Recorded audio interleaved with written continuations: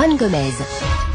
À suivre vos réactions sur la crise togolaise avec en toile de fond cette petite phrase du président français Emmanuel Macron. Le statu quo n'est pas possible au Togo. Des propos tenus la semaine dernière lors de son déplacement au Nigeria. Alors certes, le chef de l'État a réaffirmé l'intention de la France de soutenir la médiation des dirigeants africains entre le gouvernement togolais et l'opposition. Mais pour l'instant, les deux facilitateurs désignés, à savoir les présidents guinéens Alpha Condé et ghanéens Nana Akufo-Addo, ne sont toujours pas parvenus à résoudre cette crise qui s'éternise, qui dure depuis près d'un an. Le principal point de blocage, je vous le rappelle, c'est la candidature du président Faure Gnassingbé à l'élection de 2020. En tout cas, pouvoir et opposition interprètent à leur façon les propos d'Emmanuel Macron. Chaque camp affirme se reconnaître dans cette déclaration. Chacun y voit finalement un soutien du président français. Sur RFI, le porte-parole du gouvernement a estimé que le président Macron n'a fait que répéter la position du gouvernement, et l'opposition, quant à elle, elle se dit également satisfaite. Cela veut dire qu'il nous faut faire des réformes pour créer les conditions d'élection véritablement démocratiques. Voilà ce qu'a estimé sur notre antenne la coordinatrice de la coalition des 14 partis d'opposition. Alors vous qui nous écoutez sur place, comment interprétez-vous ces propos, et voyons ensemble comment essayer de sortir de cette impasse. 33 9 693 693 70. Abel, vous êtes à Lomé, bonjour. Bonjour Juan. Vous lancez le débat ce matin. Comme beaucoup de Togolais, vous avez évidemment entendu les propos d'Emmanuel Macron sur l'antenne de RFI. Comment les interprétez-vous? Oui, et je pense que cette déclaration est la bienvenue. Et nous espérons que cela va donner un coup de pouce à la lutte que mène l'opposition, la société civile et la diaspora togolaise pour la démocratisation du pays. Et par contre, cette déclaration nous semble un peu trop diplomatique, en ce sens que le plan du président sortant est toujours dans une logique légaliste, pensant se représenter en 2020. Et donc, le président français aurait pu aller plus loin en touchant le nœud du problème qui est celui de la représentation du président Faure Gnassingbé aux élections présidentielles de 2020. Mais Abel, excusez-moi de vous interrompre, le réseau téléphone n'est pas très bon. C'est à Emmanuel Macron, c'est à la France d'apporter la solution politique? Oui, le problème est que les médiateurs que la CEDEAO a envoyés pour solutionner la crise tournent un peu autour du pot. C'est-à-dire que le nœud du problème, c'est la représentation du président sortant aux élections présidentielles de 2020. Et donc, si M.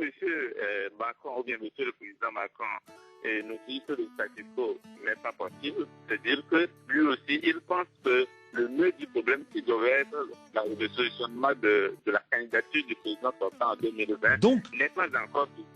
Donc Abel, pour vous, les propos du président Macron sont clairement un soutien à l'opposition togolaise. C'est comme ça que vous l'interprétez? Je le pense bien. Je pense que le président Macron voudrait vraiment que les choses puissent avancer pour que, une fois de bon, que la démocratisation, qui est un cheval de bataille de l'opposition togolaise et de la diaspora. Et de la diaspora, effectivement, qui interpelle le président Macron dès qu'elle le peut. On l'a vu d'ailleurs au début du mois de juin, lors de son déplacement au Canada. La diaspora togolaise sur place a interpellé le président Macron sur la crise politique togolaise. Le statu quo n'est pas possible pour le Togo. Voilà les propos du président Macron au micro de Christophe Boisbouvier la semaine dernière. Le président français qui a ajouté « Il n'appartient pas à la France d'expliquer quelle est la solution politique pour le Togo ». Fabrice, bonjour. Oui, bonjour Juan et bonjour à tous les auditeurs. Alors, comment analysez-vous la déclaration du président français sur votre pays? Non, pour moi, écoutez Juan, moi je crois qu'il n'y a rien de nouveau dans les propos du président français. Alors, lorsqu'il parle du statu quo qui n'est plus possible, le statu quo c'est quoi aujourd'hui? C'est la situation politique tendue née depuis août 2017 au Togo. et que la CEDEAO s'acharne à trouver une solution. Et donc, pour lui, puisqu'il l'a ajouté, vous l'avez si bien dit, il a dit que la solution ne viendra pas de la France. Et je crois que ce message s'adresse plutôt à l'opposition pour faire comprendre à ceux qui pensent que la solution magique viendra de la France de se désillusionner.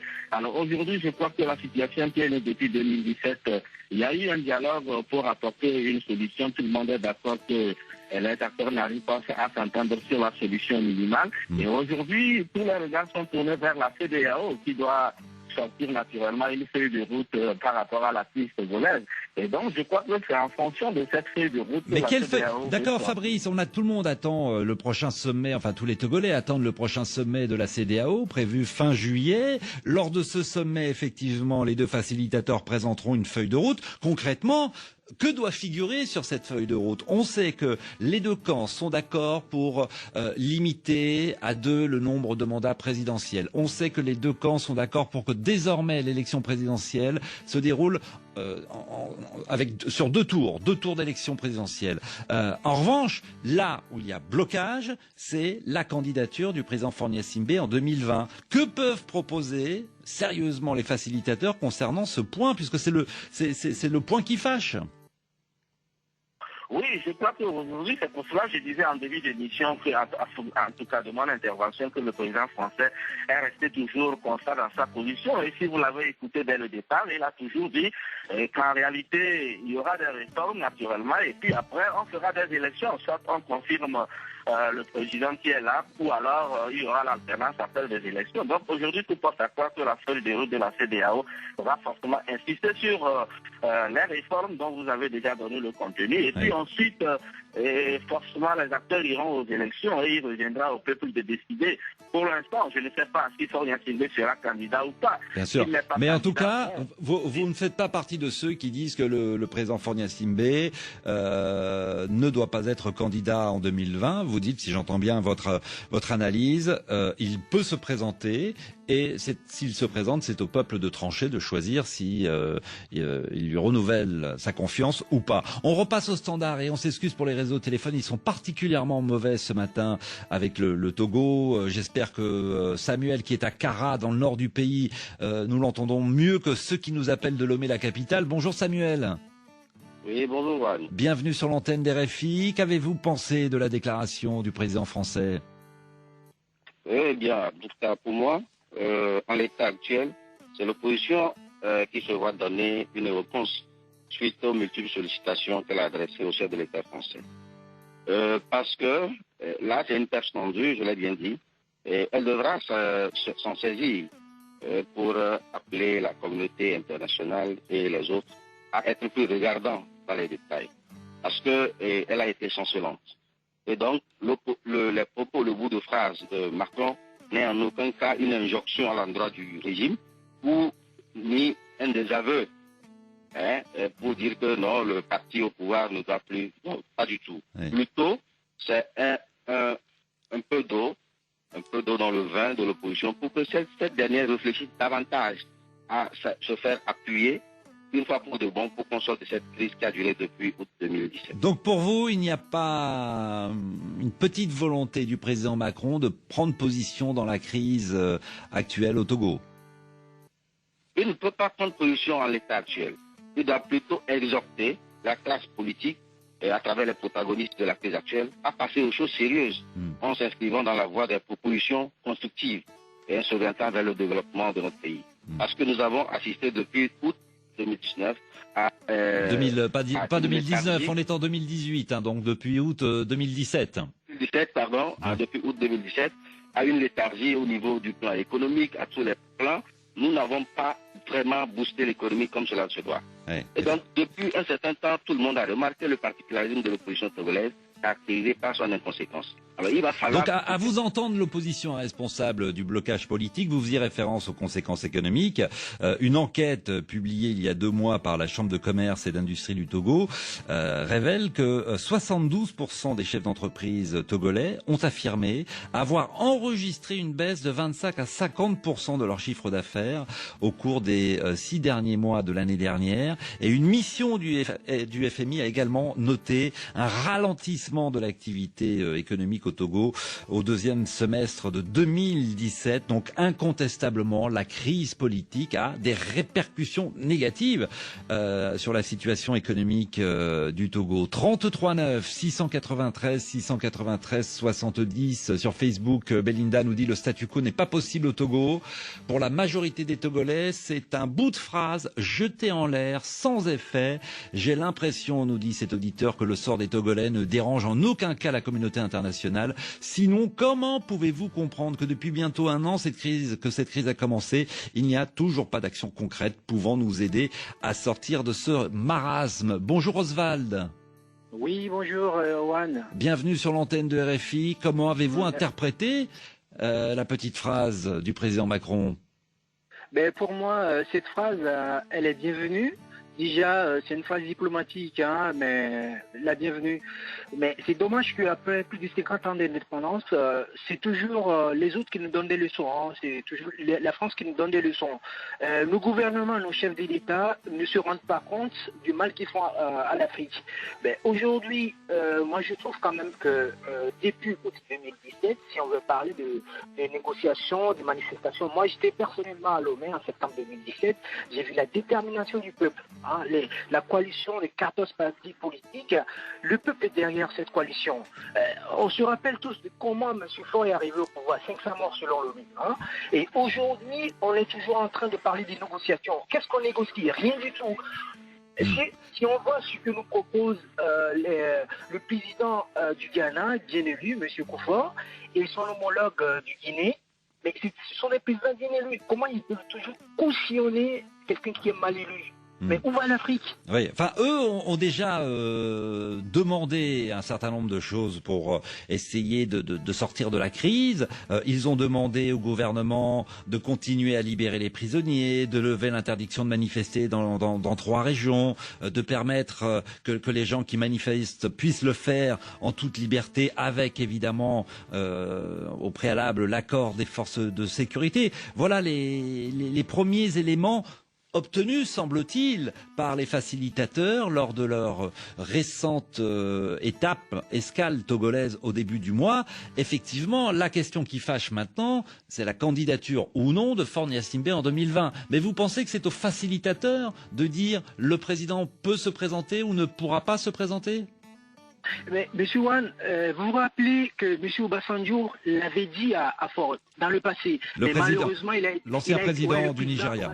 Voilà, du Nigeria. Hein. Mais dans le passé, on se rappelle tous, sans de mémoire, je me rappelle très bien, il a été invité après ici, et puis du coup, il a changé de fusil d'épaule. Et là, le nouveau président du Nigeria, il lui a dit, attention, la sous-région doit basculer. Mais là, on ne l'entend plus. Mais qu'est-ce qui se passe? On ne l'entend plus. Le président Macron l'a un peu expliqué la semaine dernière. Il est en pleine campagne électorale. Il y a des élections au Nigeria, mais le président Macron a dit, après la période électorale au Nigeria, Buhari aura un rôle important à jouer pour aider à trouver une solution. Et vous avez raison, effectivement, de revenir sur les propos de Mohamedou Buhari, qui, en février dernier, avait fait savoir que les transitions politiques pacifiques n'étaient plus négociables sur le continent africain et particulièrement en Afrique de l'Ouest. On redonne la parole à d'autres auditeurs. Merci à vous, Oswald. Est-ce que Jacob est avec nous? Jacob, bonjour. Bonjour, Monsieur Gomez. Bienvenue sur l'antenne de RFI. Comment avez-vous interprété les propos du président Macron? Alors, Monsieur Gomez, pour moi, la petite phrase de Monsieur Macron est ambiguë. Je ne sais pas ce qui empêche le président français à prendre ou bien à s'exprimer clairement sur la crise togolaise. Une seule famille qui a fait 50 ans au pouvoir, c'est énorme. Il est temps que la France puisse dire à Faure Gnassingbé que 50 ans d'une seule famille, ça suffit. Il est temps qu'il libère le plancher. Et ce ne serait pas perçu comme de l'ingérence, selon vous, Jacob? Non, une pas telle du tout, prise de Monsieur position? Gomez. Non, pas du tout. Regardez dans le monde entier. Ça se passe nulle part si ce n'est pas au Togo. Moi, j'ai connu que Faure Gnassingbé. Mes fils, mes frères, ils connaissent que la famille Gnassingbé. Plus de 50 ans. C'est trop. On n'en peut plus. Le peuple veut un changement. Tout à l'heure, mon prédécesseur, il a parlé de la libération des des prisonniers politiques. Oui, c'est ce que demande Que les l'opposition et facilitateurs- c'est ce que réclament les facilitateurs et visiblement cette requête semble avoir été entendue par les autorités togolaises. Non, pas du tout, M. Gomez. Nos amis de l'association Nouveau étaient complices également jusqu'à ce jour à la prison de Lomé. Ils ne sont jamais libérés. Vous voyez cette Oui. situation, M. Et Gomez. lorsque la France dit la France viendra en soutien aux solutions qui seront portées par les dirigeants africains et donc par l'Union africaine, c'est insuffisant pour vous? Pour moi, c'est insuffisant, puisque la France a toujours joué un rôle dans la gestion politique de ses ex-colonies. La preuve en est au Burkina Faso, c'est la France qui a aidé Blaise Compaoré à partir, à sortir du pouvoir. Donc il est temps que la France agisse du côté du Togo. D'accord, donc vous attendez de la France qu'elle trouve une belle sortie au président Faure Gnassingbé, Exactement. qu'elle lui permette de quitter la tête haute le pouvoir. Merci à vous, Voilà. Jacob. On me parle au casque, on a Jacques qui nous appelle du Connecticut. Bonjour Jacques. Bonjour Juan. Bienvenue sur l'antenne de RFI. Togolais, j'imagine, ou pas du tout? Je suis togolais 100%. 100% togolais, résident aux États-Unis, on vous écoute. Ah oui, je voudrais réagir sur cette phrase de Macron. Bien sûr. Je crois que je remercie le président Macron pour avoir dit un minimum de vérité au gouvernement togolais. Je crois que cette phrase encourage l'opposition qui va maintenant prendre les choses en main pour que les choses évoluent et qu'on arrive à un dénouement total de la situation togolaise. Et qu'entendez-vous par dénouement total? Je voulais dire que c'est un encouragement qui va aussi encourager les facilitateurs à continuer la négociation pour qu'on arrive à trouver une solution, notamment la mise en place d'un gouvernement de transition avec le président Faure au pouvoir, mais jusqu'à la tenue des élections prochaines de 2020, dont il ne sera pas candidat. Ça, c'est sûr et certain, parce que c'est le nœud du problème. Il ne doit pas se représenter en 2020. Et vous pensez que c'est à la France d'apporter une telle proposition de sortie de crise? Non, nous ne pensons pas qu'à la France d'apporter cette solution à la crise togolaise, mais nous demandons son soutien. Vous savez, les prédécesseurs de Macron ont toujours évité à dire le minimum de vérité au gouvernement togolais. Moi, je vois un président qui a vu clairement les choses et a dit un minimum de vérité. Je ne fais que l'apprécier. Anissé sur Facebook nous dit qu'avec cette petite phrase, le président français reconnaît qu'il y a un problème au Togo et qu'il doit être réglé maintenant par des réformes constitutionnelles qui disposeront d'une part organiser des élections à 2 tours et d'autre part limiter les mandats présidentiels à 2. Mais Anissé, qui nous écoute certainement, doit savoir que sur ces 2 points, opposition et pouvoir sont d'accord. Le nœud du problème est et reste la candidature du président Faure Gnassingbé. Jacques, vous qui suivez l'actualité dans votre pays depuis les États-Unis, le fait que le président Macron ait tenu ses propos sur le Togo dans un pays comme le Nigeria, est-ce que ça vous surprend, ça vous choque ou finalement c'est normal?